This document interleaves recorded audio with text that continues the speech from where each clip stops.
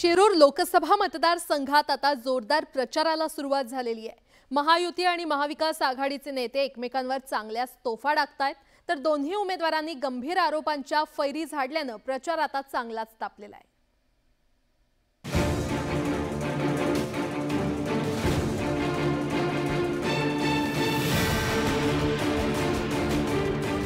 राष्ट्रवादी काँग्रेसचे उमेदवार शिवाजीराव आढळराव पाटील यांनी त्यांचे प्रतिस्पर्धी उमेदवार डॉक्टर अमोल कोल्हेंच्या जिव्हारी लागणारी टीका केली आहे। त्यामागचं कारणही तेवढंच ठोस आहे। शिवाजीराव आढळराव पाटील यांनी शिरूर मतदारसंघात सलग 3 वेळा विजय मिळवला होता।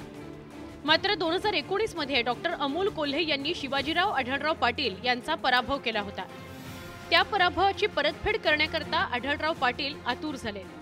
परिणामी आढळराव पाटलांनी डॉक्टर अमोल कोल्हेंची खिल्ली उडवत टीका केली।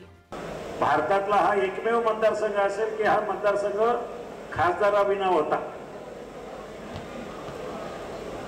निवडणूक झाली, खासदार निवडून गेले, पण खासदार गायबच झाले।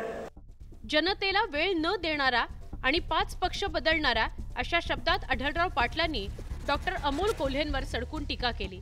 त्यामुळे डॉक्टर अमोल कोल्हेंनीही जळजळीत शब्दात मात्र संयमित भाषेत पलटवार केला।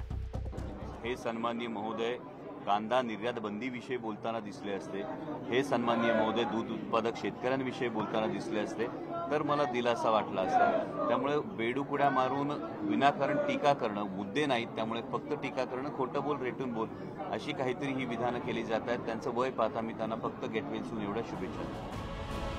शिरूर मतदारसंघात मोठी विचित्र राजकीय परिस्थिती निर्माण झाली आहे। दोन्ही उमेदवारांचे पक्ष फुटलेत। शिवाजीराव आढळराव पाटील आधी शिवसेनेत होते, मात्र एका शिवसेनेचे 2 पक्ष झाल्यानंतर त्यांनी एकनाथ शिंदेंची साथ दिली।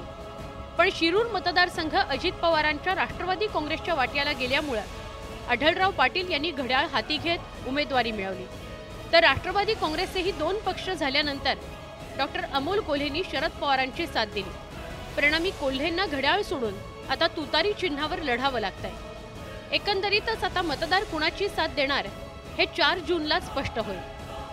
Bureau report, news 18 Lokmat.